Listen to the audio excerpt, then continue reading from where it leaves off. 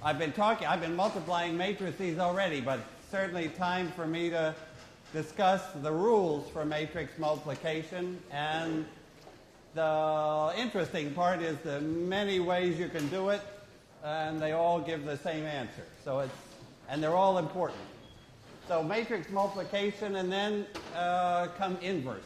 So we mentioned the inverse of a matrix, but that's a big deal. Lots to do about inverses and how to find them.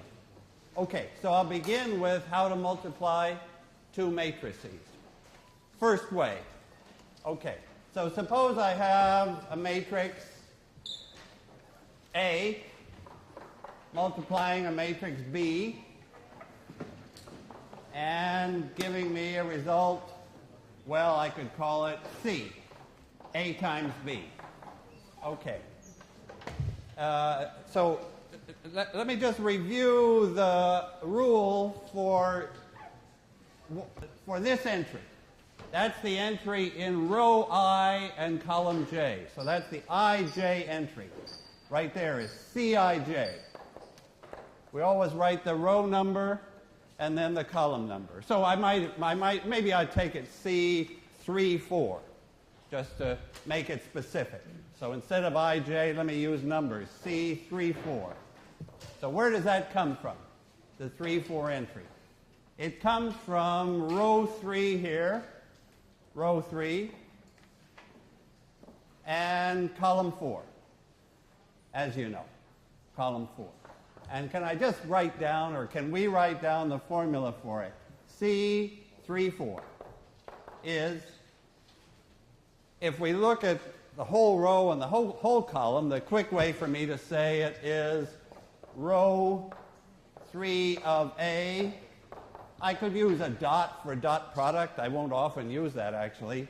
Dot column 4 of B. But this gives us a chance to just use a little matrix notation. What are the entries? What's this first entry in row 3? That number that's sitting right there is A, so it's got two indices, and what are they? 3, 1. So there's an A, 3, 1 there.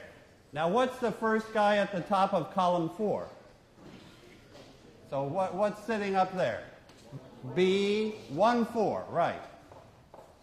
So that this dot product starts with A, 3, 1 times B, 1, 4. And then what's the next?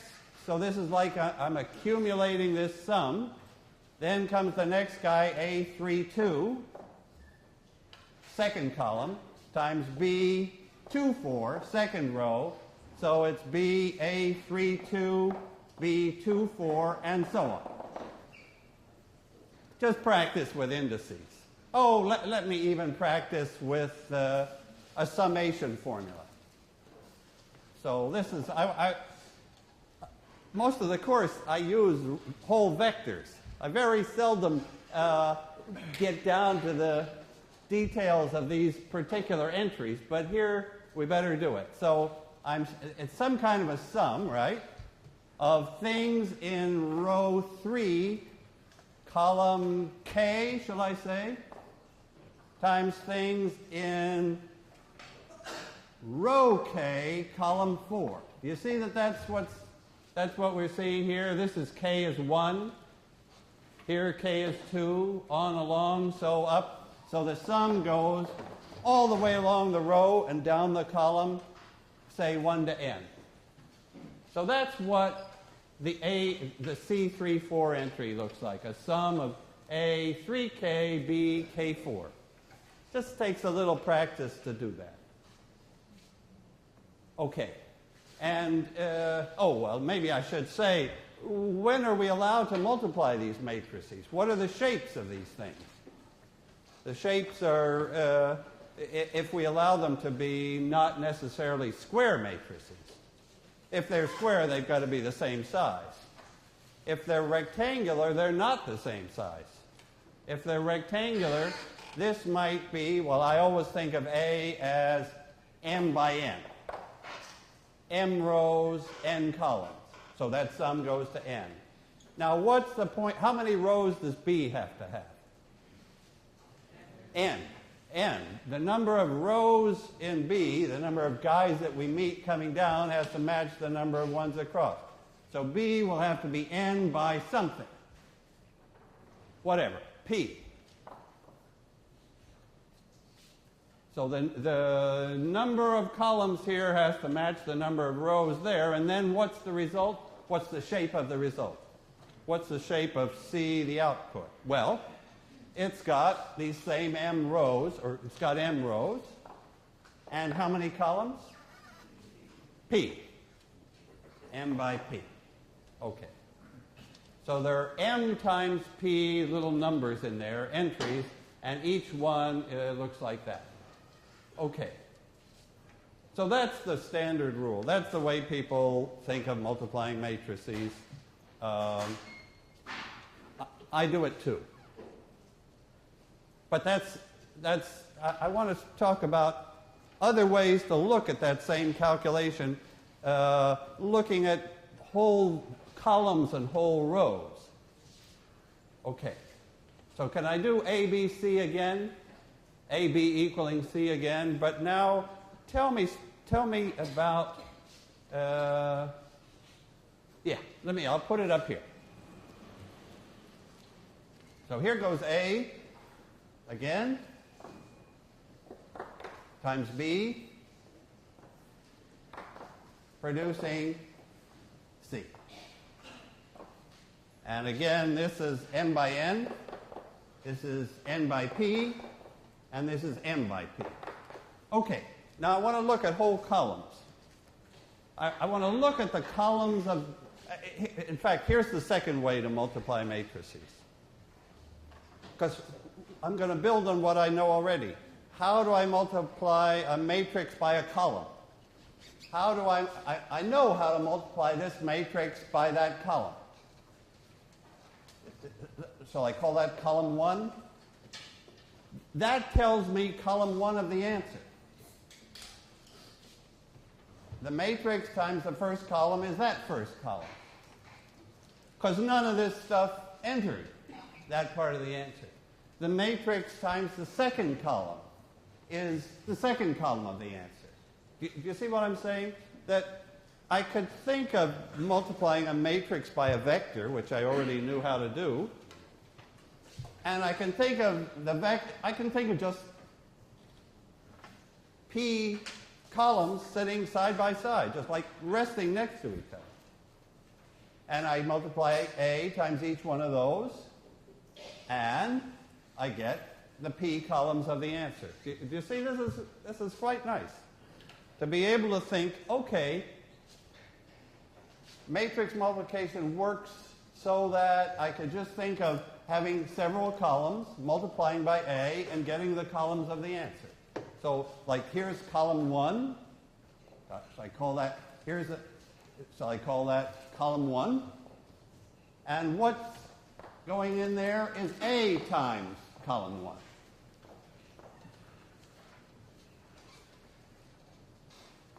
Okay, so that's the picture a column at a time.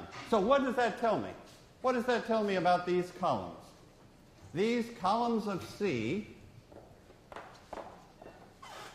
are combinations, because we've seen that before, of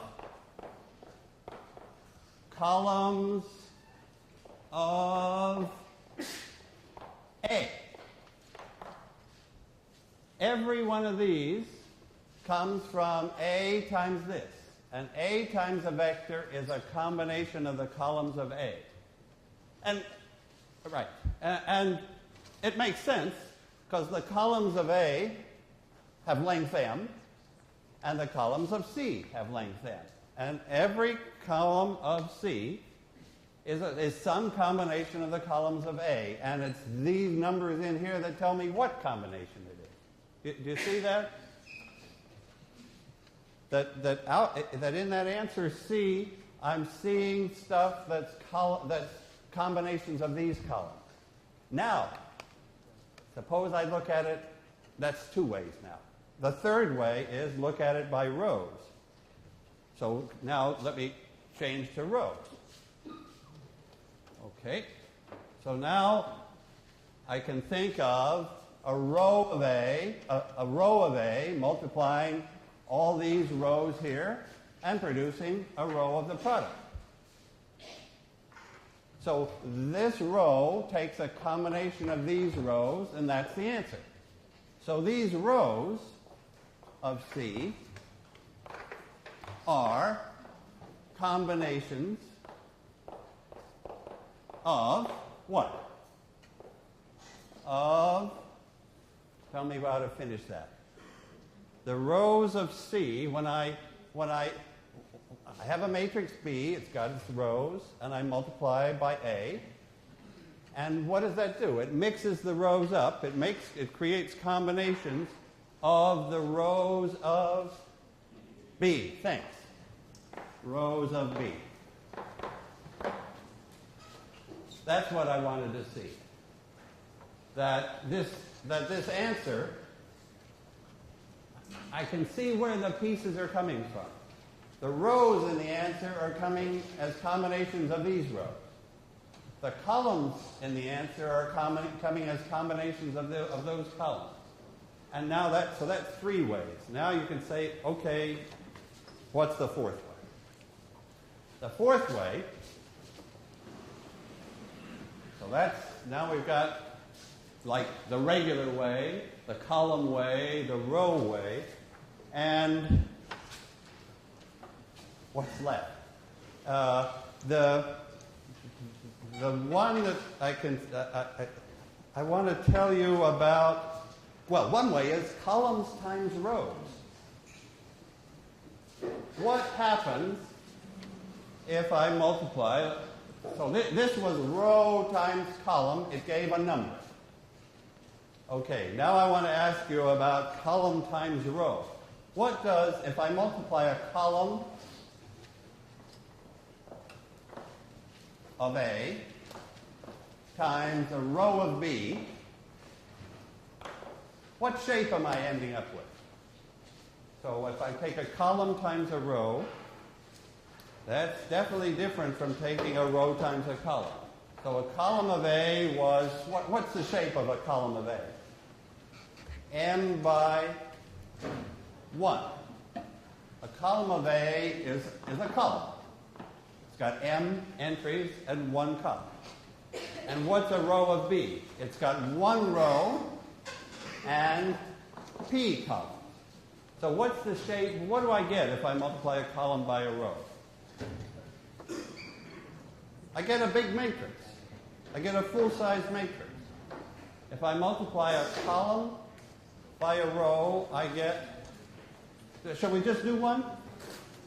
Let me take the column 2, 3, 4 times the row 1, 6.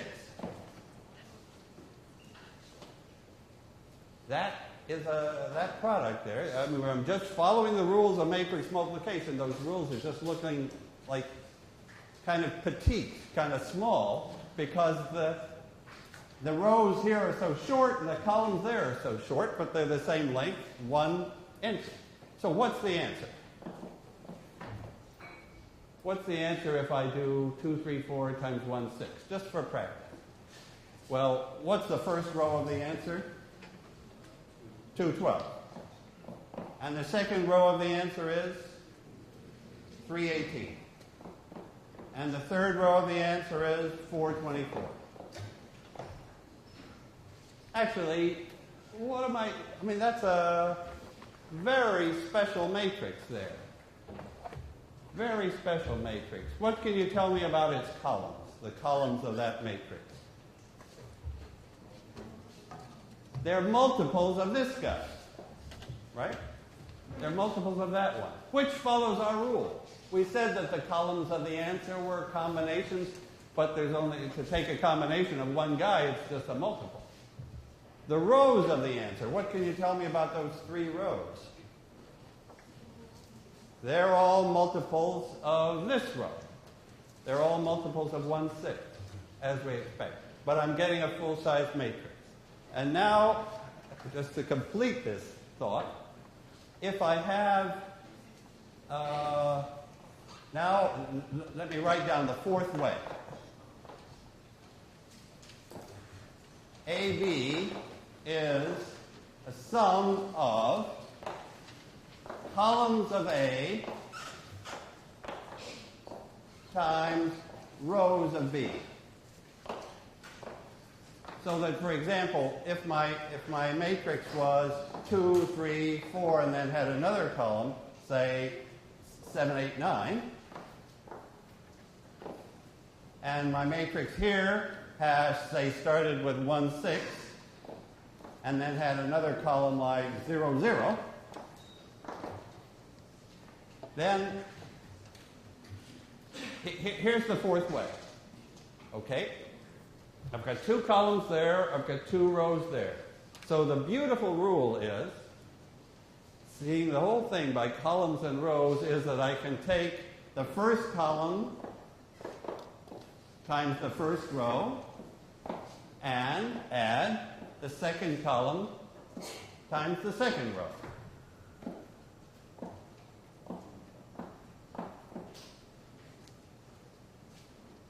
So that's the fourth way, that I can take columns times rows, first column times first row, second column times second row, and add. Actually, what will I get? What will the answer be for that matrix multiplication?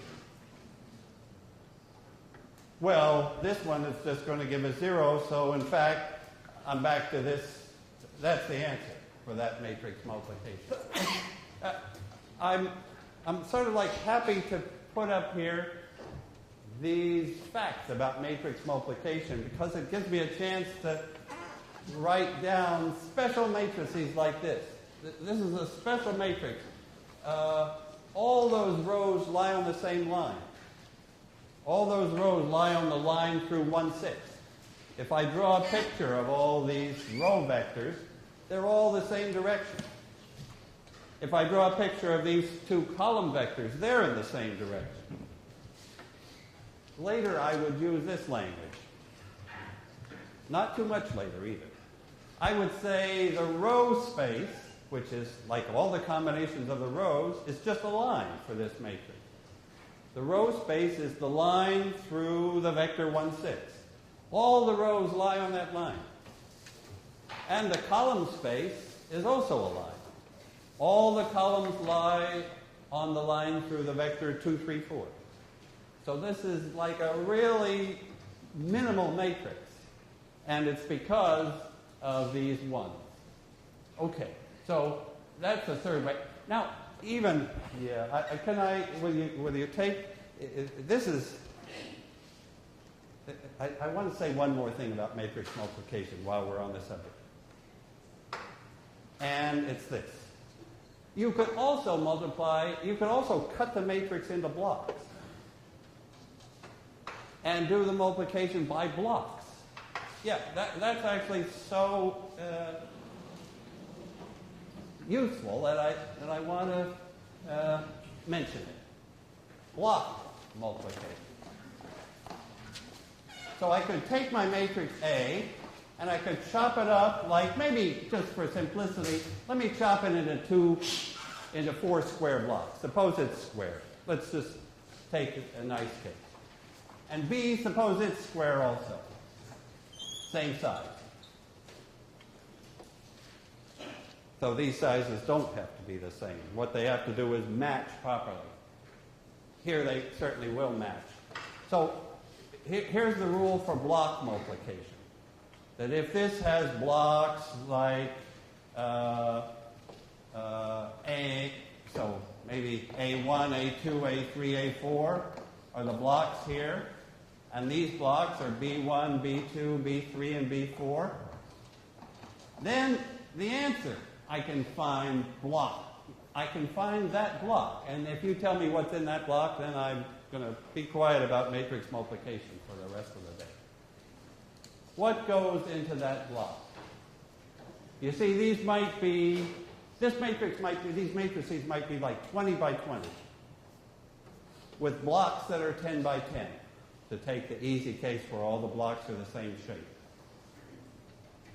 And the point is that I could multiply those by blocks. And what goes in here?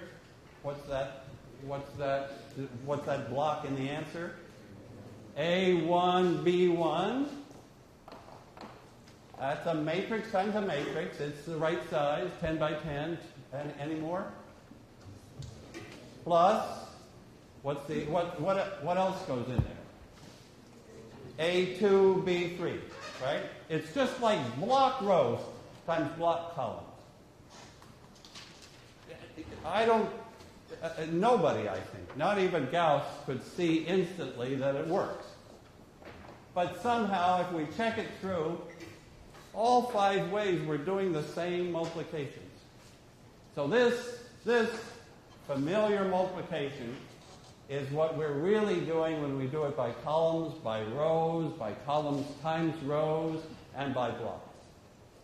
Okay, I just have to get the rules straight for matrix multiplication. Okay.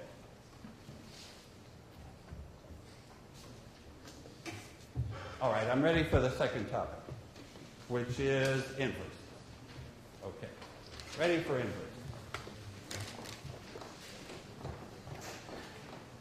And let me do it for square matrices first.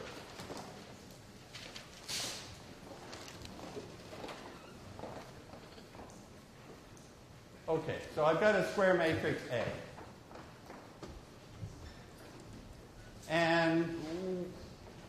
And it may or may not have an inverse, right? Not all matrices have inverses. In fact, that's the most important question you can ask about the matrix is, if you know it's square, is it invertible or not? If it is invertible, then there is some other matrix. Shall I call it A inverse? And what's if A inverse exists? So this is if, there's a big if here. If this matrix exists, and it'll be really central to figure out when does it exist. And then if it does exist, how would you find it? But what's the equation here that I haven't that I have to finish now? This matrix, if it exists, multiplies A and produces I. Thanks. The identity. And actually, there's a little more to it. Because normally, I mean, right now that's like a left inverse. It's sitting on the left of A. But an inverse for a square matrix could be on the right as well. So this is true too. That if I have in fact, this is something that's not easy to prove, but it works. That for square matrices, a left inverse is also a right inverse. If I can find a matrix on the left that gets the identity, then also that matrix on the right will produce that identity. For rectangular matrices, we'll see a left inverse that isn't a right inverse. In fact, the shapes wouldn't allow it. But for square matrices, the shapes allow it, and it happens. If A has an inverse. Okay, so give me some cases. Let's see, I hate to be negative here, but let's talk about the case with no inverse. So these matrices are called invertible or non-singular.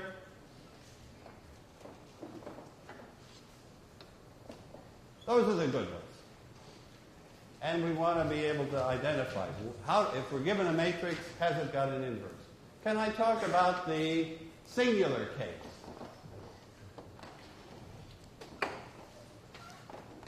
No inverse. All right. Best to start with an example. Tell me an example. Let's get an example up here. Let's make it 2 by 2. of a matrix that has not got an inverse. And let's see why. Let me write one up. No inverse. Let's see why. Let me write up 1, 3, 2, 6.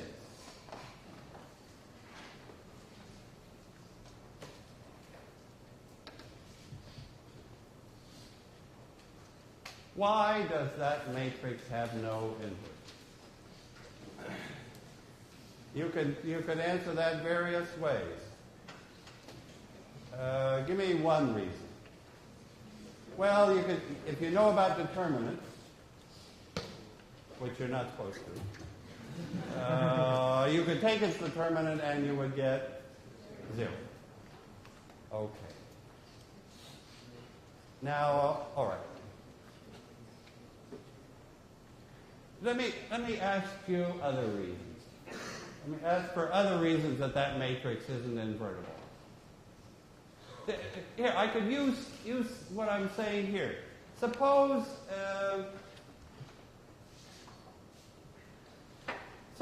A times some other matrix gave the identity. Why is that not possible? Because,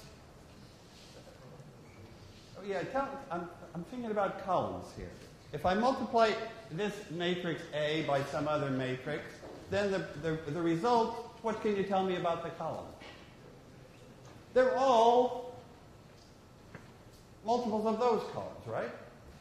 If I multiply A by another matrix, the product has columns that come from those columns. So can I get the identity matrix? No way. The columns of the identity matrix, like 1, 0, it's not a combination of those columns. Because those two columns both lie on the same line. Every combination is just going to be on that line, and I can't get 1, 0. So do you see that sort of column picture of the matrix not being invertible? In fact, here's another reason. Oh, this is even a more important reason. Well, how can I say more important? All those are important. This is another way to see it. A matrix has no inverse. Now, this is important. A square matrix won't have an inverse if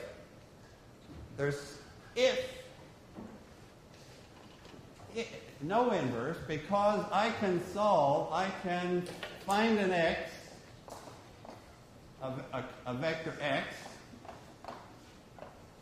with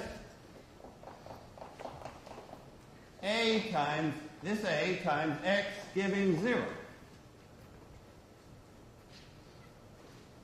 This is the reason I like best. That matrix won't have an inverse. Let me change I to U. So tell me a vector x that solves AX equals 0. I mean, this is like the key equation. In mathematics, all the key equations have 0 on the right-hand side. So what's the x? Tell me an x here. So now I'm going to slip in the x that you tell me, and I'm going to get 0. What x would do that job? 3 and negative 1? Is that the one you picked, or? Yeah. Or another. Well, if you pick 0 and 0, I'm not so excited, right? Because that would always work. So it's really the fact that this vector isn't 0 is important. It's a non-zero vector, and 3, negative 1 would do it. That just says 3 of this column minus 1 of that column is the 0 column. Okay. So now I know that A couldn't be invertible. What's the reasoning? If AX is 0, suppose I multiplied by A inverse. Yeah. Here's the reason. This is why this spells disaster for an inverse. A matrix can't have an inverse if some combination of the columns gives nothing. because I could take AX equals 0, I could multiply by A inverse, and what would I discover? Suppose I take that equation and I multiply by, if A inverse existed, which of course I'm going to come to the conclusion it can't. Because if it existed, if there was an A inverse to this dopey matrix, I would multiply that equation by that inverse and I would discover X is 0. If I multiply A by A inverse on the left, I get X. If I multiply by A inverse on the right, I get 0. So I would discover X was 0. But X is not 0. This guy wasn't 0. There it is. 3 minus 1.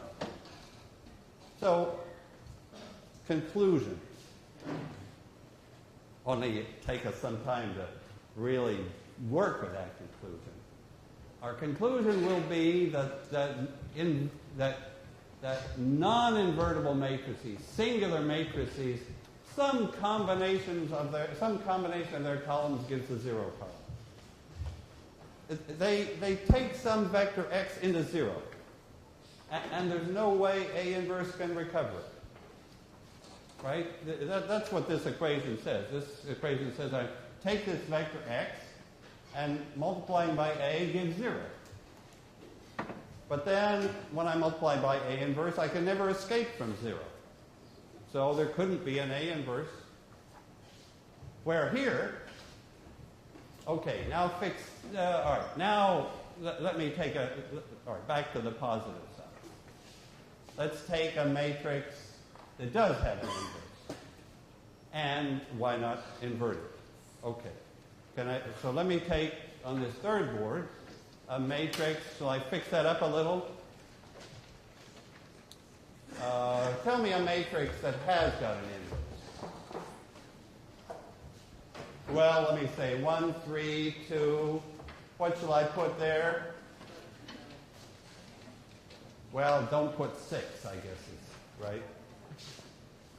Do you want any favorites here? 1? Or 8? I don't care. 7? 7. Okay. 7 is a lucky. All right. 7. Okay. Okay. So now what's our idea? We believe that this matrix is invertible. Those who like determinants have quickly taken its determinant and found it wasn't 0. Those who like columns, and probably that department is not totally popular yet, but those who like columns will look at those two columns and say, hey, they point in different directions, so I can get anything. Now, let me see, what do I mean? How am I going to compute A inverse? So A inverse, here's A inverse, and I have to find it. And what do I get when I do this multiplication? The identity.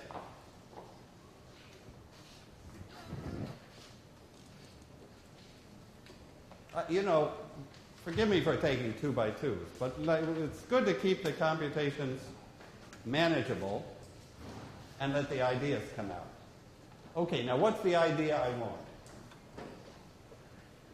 I'm looking for this matrix A inverse. How am I going to find it? Right now, it's I've got 4 numbers to find it. I'm going to look at the first column. Let me take this first column, A, B. What's up there? What equation, tell me this, what equation does the first column satisfy? The first column satisfies A times that column is 1, 0. The first column of the answer. And the second column, CD, satisfies A times that second column is 0, 1. Do you see that finding the inverse is like solving 2 systems? One system when the right-hand side is 1, 0. I'm just going to split it into 2 pieces. I don't even need to rewrite it. I can take A times, so let me put it here. A times column J of A inverse is column J of the identity. I've got n equations.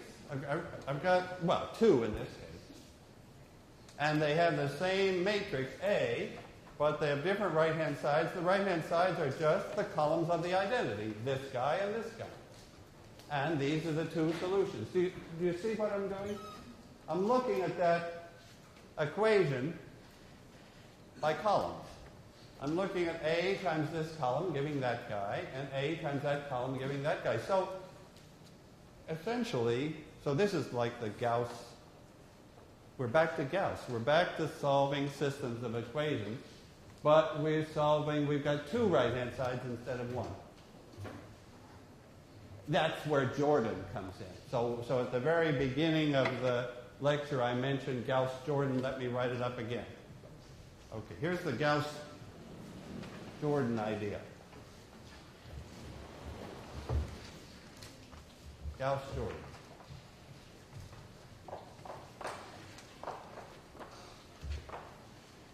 Is solve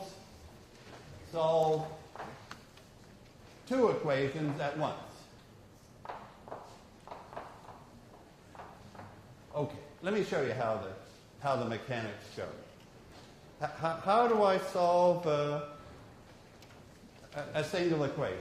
So the 2 equations are 1, 3, 2, 7 multiplying AB gives 1, 0.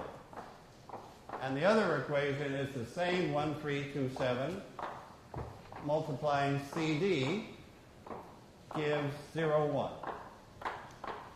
Okay. That'll tell me the 2 columns of the inverse. I'll have the inverse. In other words, if I can solve with this matrix A, if I can solve with that right-hand side and that right-hand side, I'm invertible. I've got it. Okay. And Jordan sort of said to Gauss, solve them together. Look at the matrix.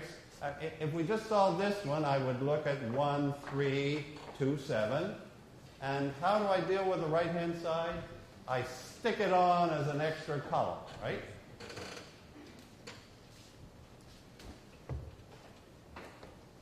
You remember that's this augmented matrix. That's the matrix when I'm watching the right-hand side at the same time, doing the same thing to the right side that I do to the left. So I just carry it along as an extra column. Now I'm going to carry along 2 extra columns.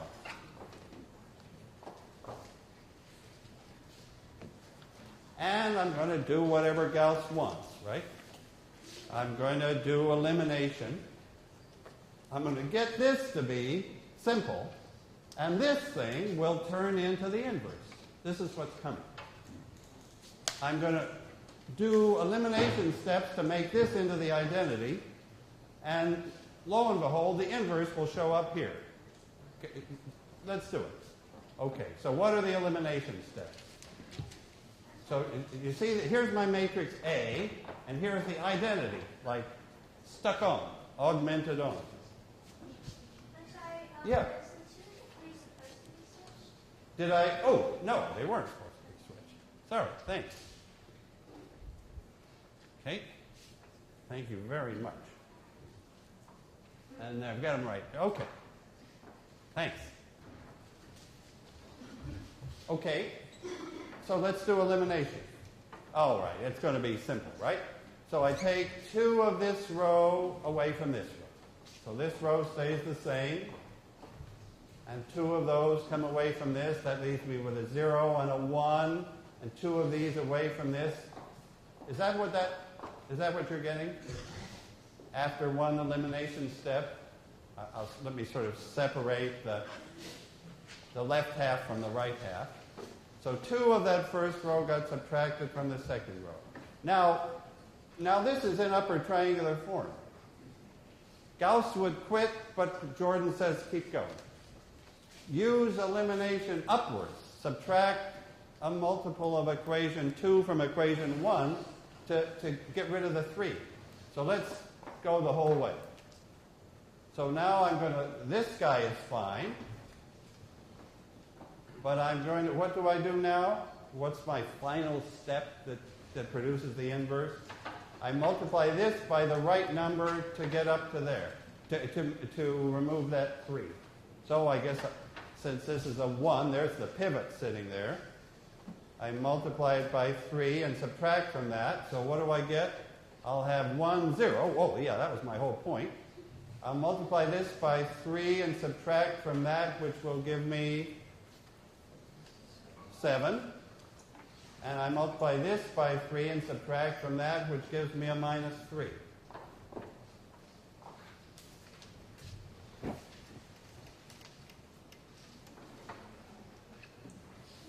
And what's my hope, belief?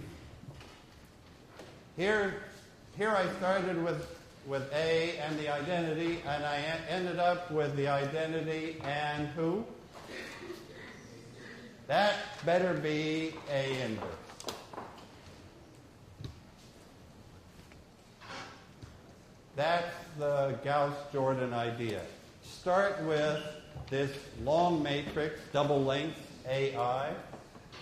Eliminate until this part is down to I. Then this one must be, for some reason, and we got to find the reason, must be A inverse. Shall I just check that it works? Let me just check that. Can I multiply this matrix, this part times A? I'll carry A over here. And just do that multiplication. You'll see I'll do it the old-fashioned way. 7 minus 6 is a 1. 21 minus 21 is a 0. Minus 2 plus 2 is a 0. Minus 6 plus 7 is a 1. Check. So that is the inverse. That's the Gauss-Jordan idea. So one of the homework problems, or more than one, for Wednesday, will ask you to go through those steps. I think you just got to go through Gauss-Jordan a couple of times. But so I like, yeah, just to see the mechanics. But the important thing is what happened? Why did we get A inverse there? Let me ask you that. We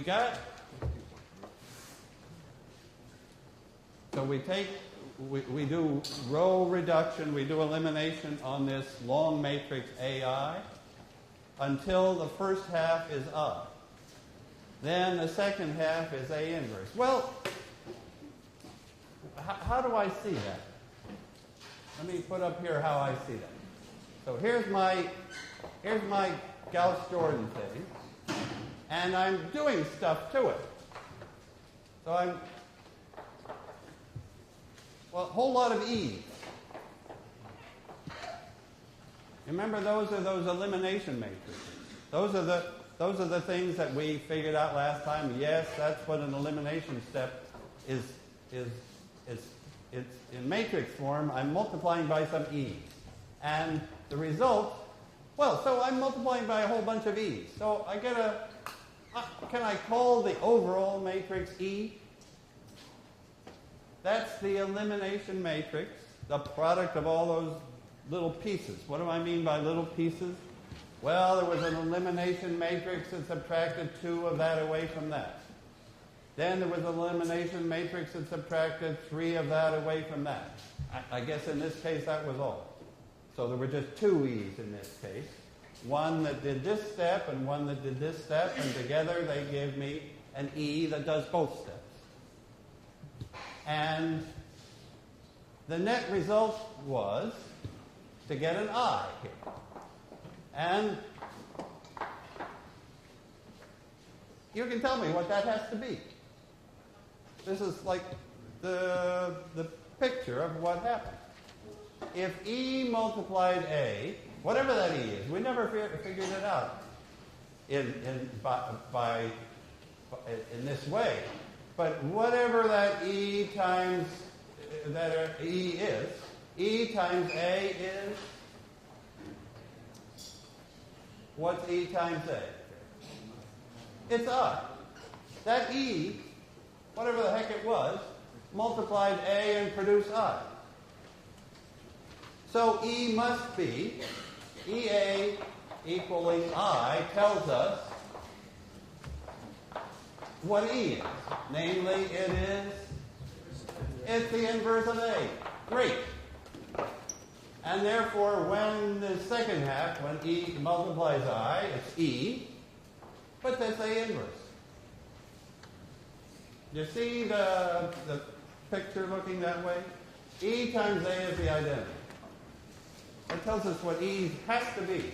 It has to be the inverse. And therefore, on the right-hand side, where we just smartly tucked on the identity, it's turning in, step by step, it's turning into A inverse. There is the statement of Gauss-Jordan elimination. That's how you find the inverse. We can look at it as elimination, as solving n equations at the same time. And tacking on n columns, solving those equations, and up shows the n columns of A inverse. Okay, thanks. See you on Wednesday.